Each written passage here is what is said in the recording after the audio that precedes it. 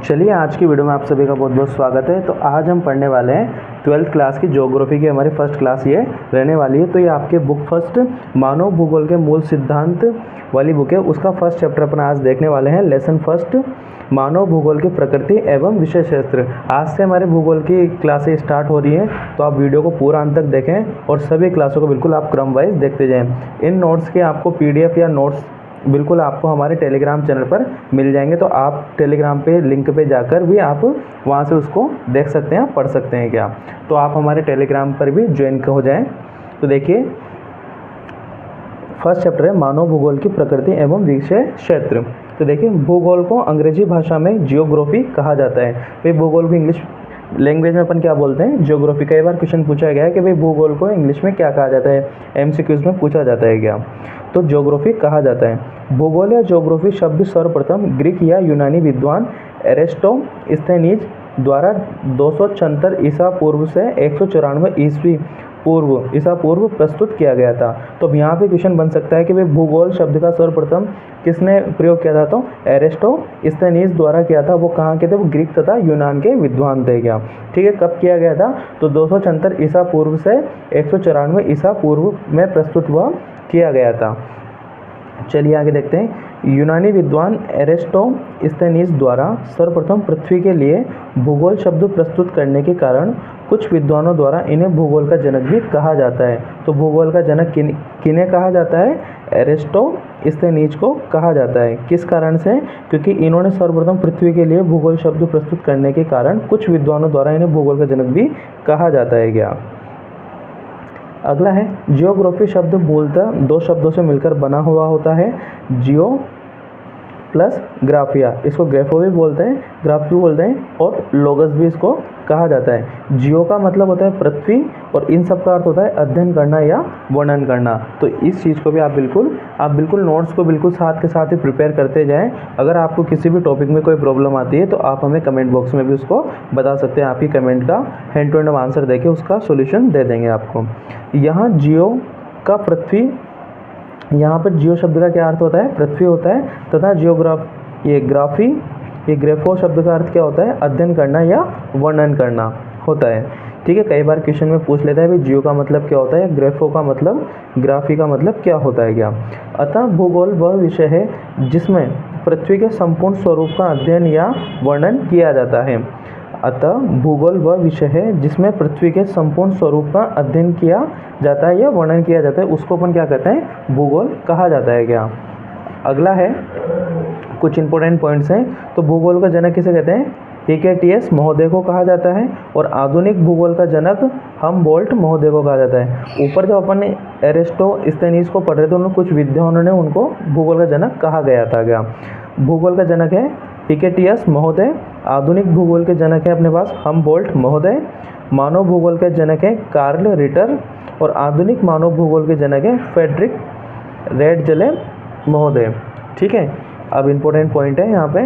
Hecataeus महोदय ने पृथ्वी के ज्ञान को सर्वप्रथम व्यवस्थित एवं क्रमबद्ध करके प्रयास किया था। किसने किया था सर्वप्रथम प्रयास, हिकेटियस महोदय ने पृथ्वी के ज्ञान को सर्वप्रथम व्यवस्थित एवं क्रमबद्ध करने का प्रयास किया था, इसलिए इनको भूगोल का जनक भी कहा जाता है। इसी कारण इन्हें भूगोल का जनक कहा जाता है। किसे कहा जाता है, अभी जस्ट अपन पढ़ के आए हैं क्या। तो हिकेटियस को भूगोल का जनक कहा जाता है क्योंकि इन्होंने क्या किया था, सर्वप्रथम व्यवस्थित एवं क्रमबद्ध करने का प्रयास किया था, किसको, पृथ्वी के ज्ञान को। ठीक है, देखिए भूगोल का केंद्र बिंदु स्थान व स्थानिक विविधता। भौतिक भूगोल का केंद्र बिंदु वो प्रकृति और प्राकृतिक वातावरण होता है। मानव भूगोल का केंद्र बिंदु मानवीय क्रियाकलाप और सांस्कृतिक वातावरण होता है क्या। ठीक है, हमने बिल्कुल आपके लिए स्पेशली नोट्स अच्छे से प्रोवाइड करवा रहे हैं। आप इनको अब अच्छे से अगर पढ़ोगे तो आपके 56 में से 56 नंबर आने की गारंटी हमारी रहेगी क्या, पूरे में से पूरे मार्क्स आपको आएंगे क्या। हम आपका पूरा सिलेबस डालने वाले हैं इसी यूट्यूब चैनल पर, तो आप चैनल को सब्सक्राइब भी करके रखें और वीडियो को ज़्यादा से ज़्यादा शेयर करें ताकि आपके मित्रों का भी इसमें फ़ायदा हो सकेगा। तो देखिए आगे क्वेश्चन पूछे जाते हैं कि भाई मानव भूगोल का केंद्र किसे कहा जाता है, तो मानवीय क्रियाकलाप तथा सांस्कृतिक वातावरण को कहा जाता है। भौतिक भूगोल का केंद्र बिंदु क्या होता है, वह प्रकृति तथा प्राकृतिक वातावरण होता है। भूगोल का केंद्र बिंदु क्या होता है, स्थान तथा स्थानिक विविधता होता है। विविधता क्या है कि भाई जीवों में पाई जाने वाली, या विविधता का मतलब होता है विभिन्नता, सीधा सीधा। अब अगर स्थानिक विविधता है तो स्थानों के अंतर्गत पाई जाने वाली विभिन्नता को अपन क्या बोलेंगे, स्थानिक विविधता कहा जाएगा। देखिए, एक विषय के रूप में भूगोल को होना चाहिए, कैसा होना चाहिए, नियमबद्ध होना चाहिए, सिद्धांतकारी होना चाहिए, नियमोत्थित होना चाहिए। अगला विवरणात्मक होना चाहिए, भावचित्रात्मक होना चाहिए, इडियोग्राफिक होना चाहिए। भाई क्वेश्चन पूछा जाए एक विषय के रूप में भूगोल को कैसा होना चाहिए, तो ये निम्न प्रकार के उसको होना चाहिए। अगला है, एक अध्ययन क्षेत्र के रूप में भूगोल के ज्ञान का संबंध है किस किस से होता है। फर्स्ट है समाकलनात्मक ज्ञान, अनुभाविक ज्ञान, व्यवहारिक ज्ञान, ठीक है, जो प्रत्यक्ष रूप से होता है क्या। तो एक अध्ययन क्षेत्र के रूप में भूगोल का ज्ञान संबंध किससे, भाई इन 3 मुख्य पॉइंट्स है क्या। देखिए नेक्स्ट टॉपिक,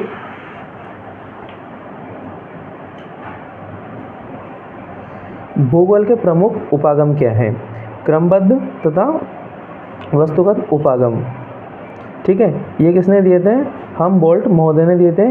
प्रादेशिक उपागम ये कार्ल रिटर महोदय ने प्रस्तुत किए थे क्या। भूगोल का उद्देश्य क्या है, पृथ्वी को अपना घर समझते हुए उन सभी तत्वों का अध्ययन करना जिन्होंने मानव को पोषित किया है। भाई भूगोल का उद्देश्य क्या है कि पृथ्वी को अपना घर समझते हुए उन सभी तत्वों का अध्ययन करना जिन्होंने मानव को क्या किया है, पोषित किया है। ये क्या है, भूगोल का उद्देश्य है।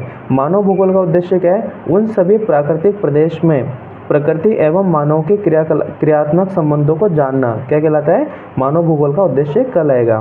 किसको, उन सभी प्राकृतिक प्रदेश में प्रकृति एवं मानव की क्रियात्मक संबंधों को जानने क्या कहलाता है, मानव भूगोल का उद्देश्य कहलाता है। देखिए नया टॉपिक है, भूगोल में द्वैतवाद।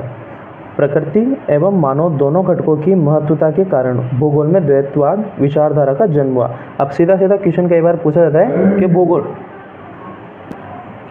तो देखिए द्वैतवाद को हम कुछ इस प्रकार समझ सकते हैं कि प्रकृति, जो भी प्रकृति में एनवायरनमेंट में जो उसके घटक उपस्थित हैं और जो मानव में जो घटक हैं की महत्वता के कारण भूगोल में क्या हुआ, द्वैतवाद की विचारधारा का जन्म हुआ। तो सीधा सा क्वेश्चन इस प्रकार से बनता है कि भूगोल में द्वैतवाद किस प्रकार से उत्पन्न हुआ। तो इन दोनों घटकों के मध्य महत्वता के कारण ही क्या हुआ, भूगोल में द्वैतवाद की विचारधारा का जन्म हुआ है। अर्थात कुछ भूगोल विद्वानों द्वारा प्रकृति को श्रेष्ठ एवं उपयोगी बताया गया है।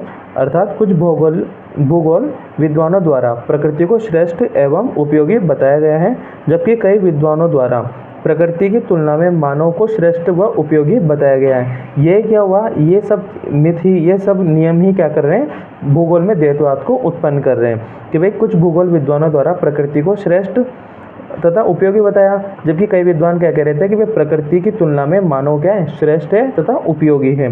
परंतु भूगोल में कोई द्वैतवाद नहीं है, क्योंकि प्रकृति व मानव अविभाज्य तत्व हैं, क्योंकि दोनों ही क्या है, भूगोल के अविभाजित तत्व हैं। बट ये क्या है, अलग अलग विद्वान अपनी अपनी अलग अलग विचारधाराएं दे रहे हैं। इसी कारण भूगोल में द्वैतवाद का उत्पन्न हुआ, जिन्हें समग्रता से देखना आवश्यक है। भाई इनकी तुलना करने से बढ़िया इन दोनों को अविभाज्य तत्व मानना चाहिए, ऐसा भूगोल कहता है। जर्मन भूगोल वक्ताओं ने राज्य एवं